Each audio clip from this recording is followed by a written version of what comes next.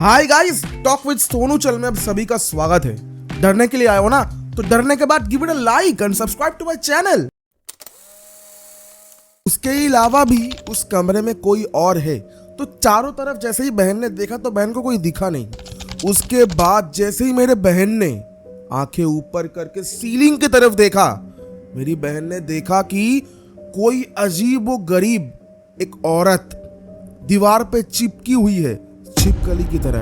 And उसके मुंह से ब्लड आ रहा है एंड उसका दांत बहुत ज्यादा बड़ा बड़ा है। उसके साथ जो बाल होता है वो एकदम सामने की तरफ। वो देखते ही मेरे बहन ने चिल्ला दिया एंड बेहोश होकर वहीं पे गिर गया।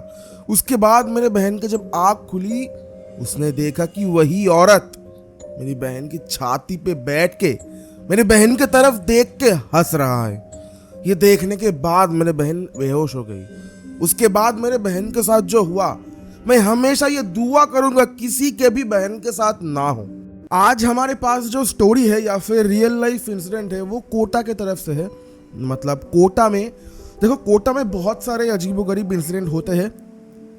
अभी के टाइम पे हमारे जैसा हॉरर चैनल है तो ही कवर हो पाता है, क्योंकि न्यूज़ मीडिया वाले तो ये सब कवर नहीं करते। एंड कोटा में आप लोगों ने सुना है कितना ज़्यादा वो होता है लटक जाना, ठीक है। तो उसी कारण कोटा में बहुत ही अजीब व गरीब हॉरर इंसिडेंट होता है। तो आज वैसे ही एक हॉरर इंसिडेंट में लेके आया हूँ। ये स्टोरी है दीपक का, एंड दीपक के बहन के साथ ये हुआ है। तो उन्होंने मुझे सेंड किया। एंड सिर्फ कोटा नहीं, मेरे पास और भी कुछ इंस्टीट्यूशन से आता है। एक है जिसका ड्रेस कोड ग्रीन है और एप्पल, ये एक हिंट है। डायरेक्ट तो नाम नहीं ले सकता वरना पता नहीं कौन देख ले और कौन क्या कर दे मेरे पे। बाकी कोटा का स्टोरी शुरू करते हैं। तो स्टोरी ऐसा है कि दीपक, मतलब जिन्होंने मुझे सेंड किया, वो बड़ा भाई है। एंड जिनके साथ ये इंसिडेंट हुआ है उनका नाम दीपक ने लिखा है पर मना किया लेने को, तो उनका बहन है वो। तो अब दीपक का जो बहन है, क्लास 12 के बाद उनका पेरेंट्स डिसाइड करता है कि उनके बेटी को वो लोग कोटा में भेजेंगे ताकि बहुत बढ़िया तरीके से पढ़ाई हो। बिल्कुल भी ज़्यादा, मतलब होता है ना, पढ़ाई के लिए एकदम की कॉम्प्रोमाइज़ नहीं करना चाहता है। एंड दीपक का बहन बहुत ही बढ़िया पढ़ाई में थी, पर दीपक के बहन को, मतलब दीपक के बहन का भी बिल्कुल भी इच्छा नहीं था कि वो कोटा जाके पढ़े। क्योंकि देखो, पढ़ाई में अच्छा होने का मतलब तो ये नहीं कि दिन रात पढ़ेगा। एंड मैंने सुना है, दीपक ने भी लिखा है कि हम लोगों को पता था कि कोटा में जितने भी स्टूडेंट्स आते हैं उनका नेचर ही वैसा होता है कि वो लोग सिर्फ पढ़ाई करते हैं। तो मेरी बहन तो पहले बहुत ज़्यादा मना कर रही थी। मतलब एक दिन तो उसने खाना भी नहीं खाया गुस्से से कि मुझे नहीं जाना है। पर मेरे मम्मी पापा ने बहुत समझाया कि देख, तेरे ही लाइफ बढ़िया होगी, जो कि मुझे लगता है अच्छा है। हर एक माँ बाप चाहता है उनके बच्चों का फ्यूचर सही है, ठीक है। तो उसके बाद मेरी बहन मान गई, बोला ठीक है चलो। और वहाँ पे उसके साथ मैं, मतलब मेरे बहन के साथ मैं गया था और मेरे पापा गए थे। एडमिशन वगैरह हो गया था क्योंकि मेरे बहन का जो परसेंटेज है बहुत काफ़ी ज़्यादा हाई था, 97% था, तो बहुत बढ़िया परसेंटेज था। तो वहाँ पे एडमिशन आराम से हो गया। अब कोटा में एडमिशन नहीं, कोटा में चाहिए होता है रूम, यानी कि हॉस्टल लेना। तो अब मेरे बहन को, मतलब देखो, वहाँ पे कोएट हॉस्टल भी है और गर्ल्स हॉस्टल, बॉयज़ हॉस्टल ऐसा भी है। तो मेरे पापा ने डिसाइड किया नहीं, कोई भी कोएट हॉस्टल में या फिर नहीं रहेगा। अगर मेरी बहन रहेगी तो गर्ल्स हॉस्टल में रहेगी। तो वहाँ पे हम दोनों ने, मतलब मेरे बहन ने और मैंने, हर मतलब पूरा दिन कवर कर दिया ढूंढने में। एक हॉस्टल हमें मिला, मतलब पूरा दिन ढूंढने के बाद। तो उस हॉस्टल का प्राइस कुछ 7,000 था, मतलब 3 महीने का 7,000। वहाँ पे ऐसा लिखा कि मतलब 3 महीने का एक बार में हमको एडवांस देना पड़ता है, उसके बाद महीने महीने जो होता है, मतलब वो एक सिक्योरिटी बनी है। तो मेरे पापा ने कहा कि ठीक है, तेरे को तो यही रहना है तो तू दे दे, उसके 15 दिन बाद तू यहाँ पे चला आना। क्योंकि सेशन एक टाइम से होता है ना, कि एक टाइम से सेशन शुरू होता है, तो वैसा ही। तो मेरे पापा ने 7,000 पेमेंट कर दिया। उसके बाद मेरे बहन का जितना भी कागज होता है वो सारा कुछ जमा करवा दिया, जो भी क्या बोलते हैं, आधार कार्ड, पैन कार्ड, एक जेरोक्स, वो सारा कुछ जमा करवा दिया। तो उसके बाद हम लोग घर आ गए। उसके बाद घर आके हम लोगों ने बहन से कहा कि ठीक है चल, 15 दिन बाद वहाँ पे जाइए और कुछ भी प्रॉब्लम होता है तो एक फ़ोन कर देना। और कोटा वालों ने भी कहा कि ठीक है, मतलब जो भी हॉस्टल वाले थे उन्होंने कहा कोई प्रॉब्लम नहीं होता, यहाँ पे हर साल हज़ारों बच्चे आते हैं लाखों बच्चे आते, किसी को भी प्रॉब्लम ऐसा होता नहीं है, क्योंकि देखो वो उनका बिजनेस है, वो तो बोलेंगे ही। अब ये चले जाते हैं 15 दिन बाद, मतलब दीपक का बहन चला जाता है 15 दिन बाद उस हॉस्टल में। अब दीपक के बहन के साथ और 2-3 सहेली उनको मिल गई थी, मतलब दीपक के बहन को। तो मैं यहाँ पे बहन को बोलूँगा, ठीक है, दीपक के बहन को, वो मेरा भी बहन है। तो दीपक मेरे एज का है, ठीक है। तो अब होता क्या है, सहेली बन गई थी बहन के। अब यहाँ पे होता है कि बहन ने तीनों दोस्तों के साथ एक दिन अरेंज किया कि कोटा से आने के बाद, मतलब पढ़ाई वढ़ाई जो भी क्लासेस वगैरह होता है वो करने के बाद हम लोग पास में ही एक पार्क है, वहाँ पे शाम को जाएंगे, मस्ती वगैरह करेंगे, खेलेंगे, उसके बाद रूम पे आके फ्रेश होकर फिर पढ़ने बैठेंगे तीनों एक साथ। तो तीनों ने जैसा प्लान किया वैसे ही एग्जीक्यूट किया। शाम के 5 बजे वो लोग पार्क में गए, बढ़िया तरीके से खेला, एंड बहुत बढ़िया खेला कि पूरे हाथ पैर में मिट्टी वगैरह लग गई। तो अब तीनों खेलने के बाद हॉस्टल आते हैं।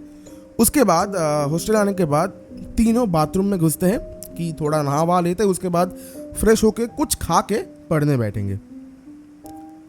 अब यहाँ पे कहानी शुरू होता है। दीपक के बहन ने नहा, मतलब बाथरूम में घुसा। बहन का मैं पहले बता देता हूँ कैसा स्ट्रक्चर था बिल्डिंग का। 4 फ्लोर्स थे।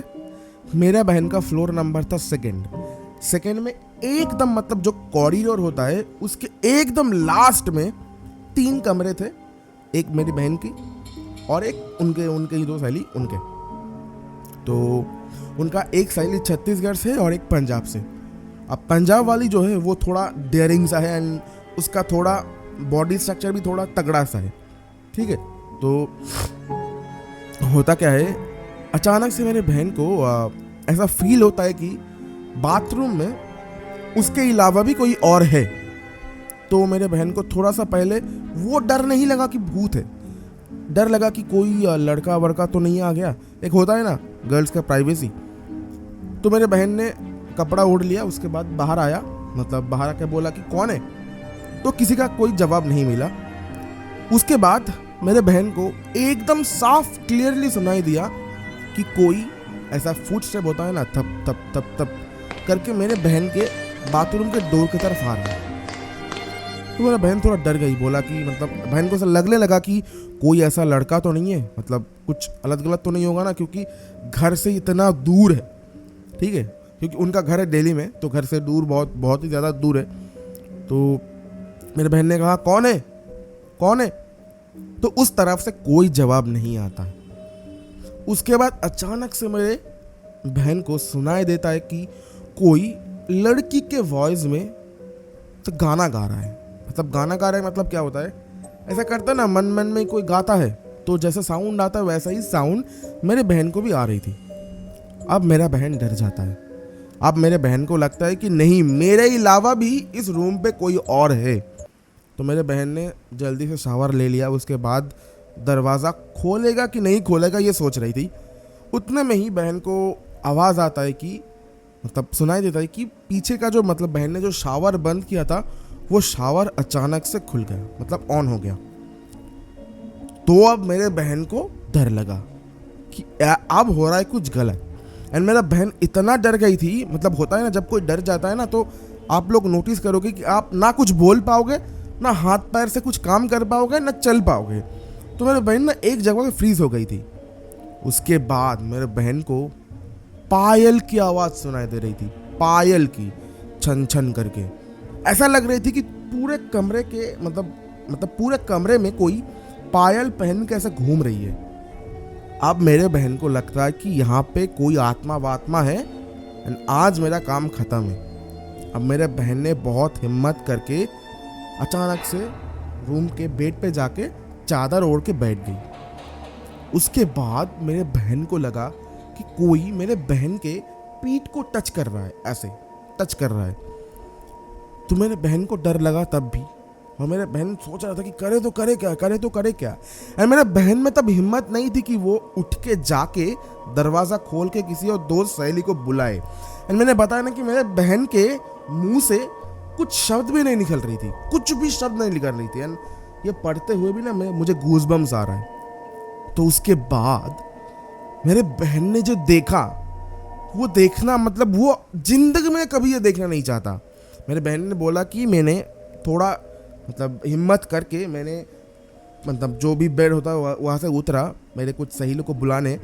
मैं जैसे ही डोर की तरफ जाके डोर के हैंडल को ऐसे खींचने वाली थी, मुझे ना अचानक से फील हुआ कि घर मतलब रूम पे मुझे मेरा कोई है।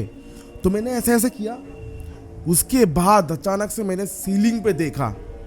मैंने देखा कि कोई औरत जो कि छिपकली की तरह पूरे सीलिंग पे चिपका हुआ है एंड उसका बाल सामने की तरफ आ रहा है और मेरी तरफ देख के अजीब और गरीब स्माइल दे रहा है एंड ऐसा लग रहा है मुझे डराना चाहती है। मैं वहां पे बेहोश होकर गिर गया। उसके बाद जब मुझे थोड़ा सा होश आया, मैंने देखा कि मैं ऐसे लेटा हुआ, मेरे छाती के ऊपर वो औरत बैठी हुई है। उसके बाद मुझे ऐसा फील हुआ उस औरत ने उसके मतलब ऐसे नाखून वाले पंजे से मेरे चेस्ट पे ऐसा खरोच मारा।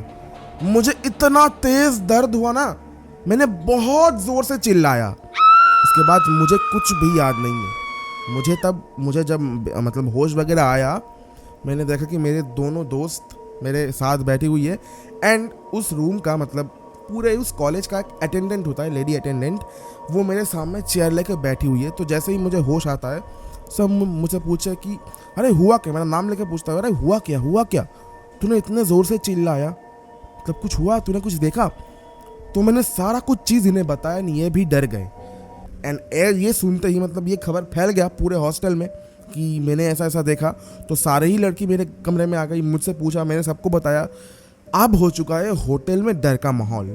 तो कॉलेज जो अटेंडेंट थी वो भी 3-4 साल पहले ही आई थी। तो उन्होंने मेरे पापा को फ़ोन कर दिया, मतलब मेरे बहन के पापा को, मतलब मेरे पापा को फ़ोन कर दिया कि ऐसा ऐसा हुआ है। तो उसके अगले दिन मेरे पापा आ गए एंड मैं और मेरे पापा दोनों ही बहन के हॉस्टल में चले गए थे। उसके बाद मतलब उस एक रात मेरे बहन ने अपने ही 2 सहेली के घर में मतलब रूम पे बिताया एंड लिटरली अगर बोलूँ तो पूरे ही हॉस्टल के जितने भी लड़कियां थी वो लोग डर रहे थे कि पता नहीं क्या हो जाए, हमें भी क्या दिख जाए। उसके बाद बहुत लोगों ने कहा कि हमें भी रात में किसी के चलने की आवाज़, पैर का मतलब जो क्या बोलते हैं उसे पायल का आवाज़ सुनाई देता है, पर हम लोग ना समझ नहीं पाते क्या है, अंदर हो रहा है बाहर हो रहा है, हम लोग इसलिए उतना ज़्यादा ध्यान नहीं देते। पर जैसे ही इसने बताया ना, हमें भी डर लगा क्योंकि हमने भी एक्सपीरियंस किया। शायद हम थोड़ा ब्रेव थे या फिर पता नहीं, हमें कुछ नहीं किया, पर ये थोड़ा सा ऐसे वीक सी थी इसलिए इसको कुछ दिखाई दे दिया। उसके बाद मेरे पापा ने कहा तो अब किया जाए। तो फिर मेरे बहन ने ज़िद कर दिया कि अब मुझे यहाँ पे नहीं रहना, मैं पढ़ाई नहीं करना चाहता हूँ, अगर आप मुझे यहाँ पे रहोगे तो मुझे कुछ हो जाएगा और मैं यहाँ पे रहना नहीं चाहता, आप मुझे घर लेके चलो। तो इसके बाद जो अटेंडेंट थी, तो वो अटेंडेंट बहुत ही ज़्यादा मतलब क्या बोलते हैं कि होता है ना कि बहुत ही ज़्यादा आपको हेल्प करने वाले अटेंडेंट। तो उसने बोला कि सर जी आप पहले ना थोड़ा इन्वेस्टिगेशन कर लो, आप यहाँ के जो ओनर रहता है उनसे पूछ लो, क्योंकि देखो आपके बेटी के साथ ये हुआ है, दूसरे दिन किसी और का बेटी आएगा, उनके साथ इससे भी कुछ बुरा हो सकता है। तो मेरे पापा ने कहा कि यार ये भी ठीक है। उसके बाद बहुत सारे गार्जियन वगैरह ने मतलब कांटेक्ट किया, अपने अपने घर पे बुलाया, मतलब जितने भी स्टूडेंट थे, एंड उस ओनर को प्रेशराइज किया गया कि बताओ क्या है, मेरी बेटी को ऐसा है। एंड सब ने बताया कि हमने भी ऐसा फील किया, आप इतना पैसा चार्ज करते हो, अगर ये चीज़ हमारे लिए सेफ ही नहीं है तो हम लोग क्या रहे यहाँ पे। उसके बाद उसने जो बताया, मतलब वहाँ के ओनर ने जो बताया, वो सुनने के बाद हमारा हालत सच में ख़राब हुआ। उसने बताया कि ये बेसिकली किसी का एक फार्म था, मतलब पोल्ट्री फार्म होता है ना, पोल्ट्री फार्म था एंड 2 हस्बैंड वाइफ रहता था। हस्बैंड जो था उससे किसी और वुमेन से प्यार हो गया था, तो उस हस्बैंड ने इनको जहर देके काम कर दिया। अब वो भी यहाँ पे मतलब वो जिसके शादी करके यहाँ पे आया था वो भी चैन से नहीं रह पाए, क्योंकि उन्होंने भी ये बोला कि यहाँ पे मेरी पहला वाइफ है जो हमें बहुत ज़्यादा डिस्टर्ब करती है। मतलब करेगा ही ना, आप किसी को वो कर दोगे तो वो तो मर जाने के बाद आएगा ही तुम्हारे पास। तो शायद से वही आत्मा सबको दिखती है। एंड जैसा जैसा उन्होंने बोला कि मतलब उस ओनर ने बोला कि जहर खाने के बाद, मतलब जहर मतलब देने के बाद उनके मुंह से ब्लड आया था। तो शायद वही चीज़ मेरे बहन ने भी देखा, इसीलिए मेरे बहन ने बोला कि मुंह से ब्लड आ रहा था।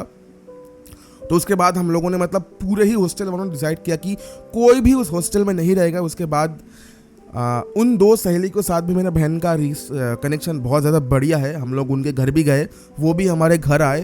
पर उसी मतलब हमने खबर लिया है कि अब उस हॉस्टल में मतलब बहुत कोई रहता नहीं है। पहले जो क्रेज़ था अब वैसा क्रेज़ नहीं है, क्योंकि वो कोटा के एकदम बाजू में था, मतलब एकदम बाजू में नहीं, आसपास में ही था। तो और हमसे मतलब जो भी पैसा उन्होंने लिया, कि हम लोगों ने बोला कि हम लोग पुलिस स्टेशन में ऐसा कंप्लेन करेंगे कि ऐसा ऐसा हो रहा है, सब स्टूडेंट मिलके। तो उन्होंने बोला आप प्लीज़ कंप्लेन मत करो, क्योंकि इसके बाद कोई भी इस मतलब यहाँ पे इस प्रॉपर्टी में नहीं आएगा। क्योंकि देखो, मुझे भी खरीदने के पहले पता नहीं था, मैंने जब खरीदा उसके बाद मुझे पता चला कि ऐसा ऐसा सीन है। तो मैं आप लोगों से हाथ जोड़ता हूँ, आप प्लीज़ कंप्लेन मत करो। मैं आपसे जितने भी पैसा मैं आप लोगों ने लिए थे, जो भी 7,000 वगैरह जितने भी स्टूडेंट से लिए थे, वो मैं आपको रिटर्न कर दे रहा हूँ, पर प्लीज़ कंप्लेन मत करो। तो फिर हमने कंप्लेन नहीं किया। उसके बाद बहन आ गई हमारे साथ, एंड बहन अभी एक जॉब कर रही है जो कि बढ़िया है। अभी मुझे जॉब नहीं मिला, मतलब भाई को जॉब नहीं मिला, पर भाई के बहन को एक जॉब मिल गया। एक कोर्स किया था, कुछ डिप्लोमा कोर्स, उसके बाद कुछ एक जॉब मिल गया। लिखा तो नहीं क्या मिला।